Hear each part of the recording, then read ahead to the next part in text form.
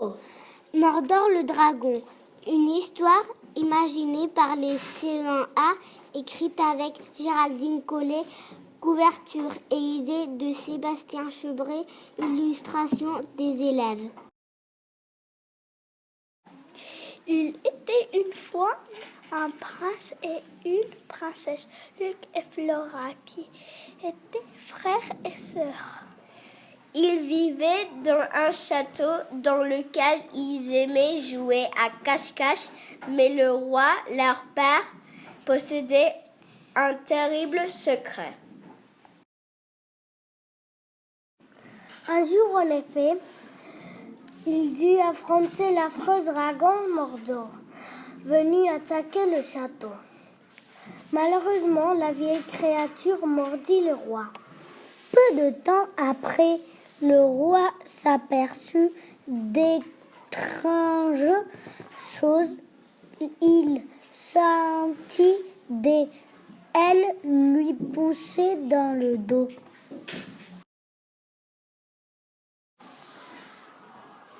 Pendant ce temps, Mordor continuait à rôder autour du château, car il espérait pouvoir dévorer Luc et Flora afin de rajeunir. Malgré l'interdiction de leur père de sortir, le prince et la princesse ne purent s'empêcher de désobéir et d'aller jouer à l'extérieur du château. Lorsque tout à coup Mordor surgit d'un gros nuage et attrapa dans ses griffes les pauvres enfants.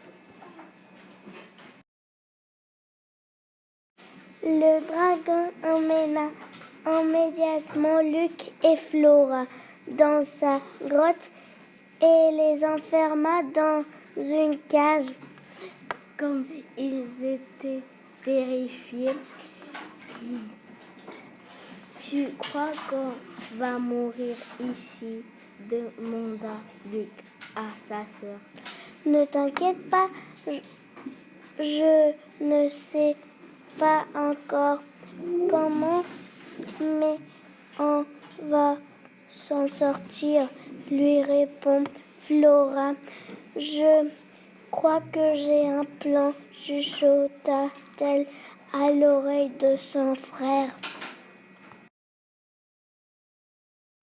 C'est alors que Flora appela Mordor et lui dit « Je sais où tu pourrais trouver beaucoup d'enfants. » Intrigué, le vieux dragon s'approcha de la cage.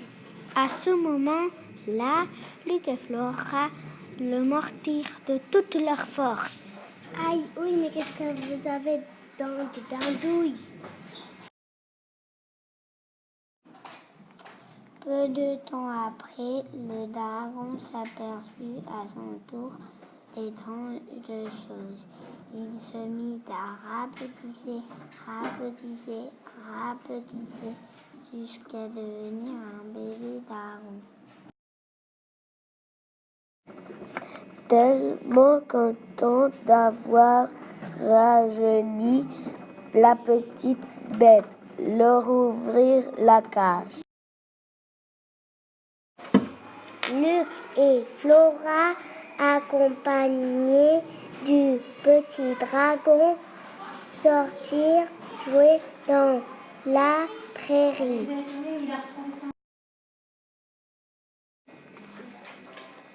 Lorsqu'ils rentrèrent au château, leurs parents furent fous de joie de retrouver leurs enfants sains et saufs, et ils restaient bouche bée devant le petit Mordor.